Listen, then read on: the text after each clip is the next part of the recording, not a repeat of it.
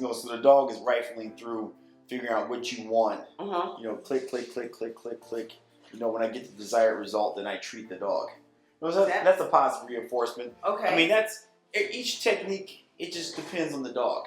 Okay. Right. So, like a training collar, putting a metal in the dog's neck. It was what they used in the 80s, which was called the Kohler method, meaning sit. The yank and crank method. That method was more popular in the 80s because a German Shepherd truly was a tough dog, or a Doberman was truly a tough dog that could hurt someone because the bloodlines were so pure. Right. The German Shepherds were designed, they were war dogs. Dobermans were war dogs. A Boxer was a police dog. So that dog had the mental fortitude to take a command such as sit or down.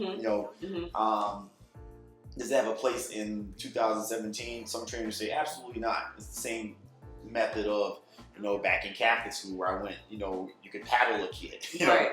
Now you can't paddle a kid. It's not acceptable. I mean, the same thing with the compulsion training. Some people, like in Germany, for example, they're illegal. You can't put any metal on a dog's neck. Really? And give a compulsion training. Meaning like the prong neck thing. Right. Or like in Florida right now, they're trying to get them outlawed. So you have... My lab had that on, and I don't know. I'm not horrible. I'm like the most loving person, and I saw somebody had one on. Someone had one on their Burmese Mountain Dog. Someone had it on their Goldie yesterday. Some people use it as they feel like they have more control by having that on the dog. But then once again, the collar is the master. You're not the master. Ultimately, I want to get it to.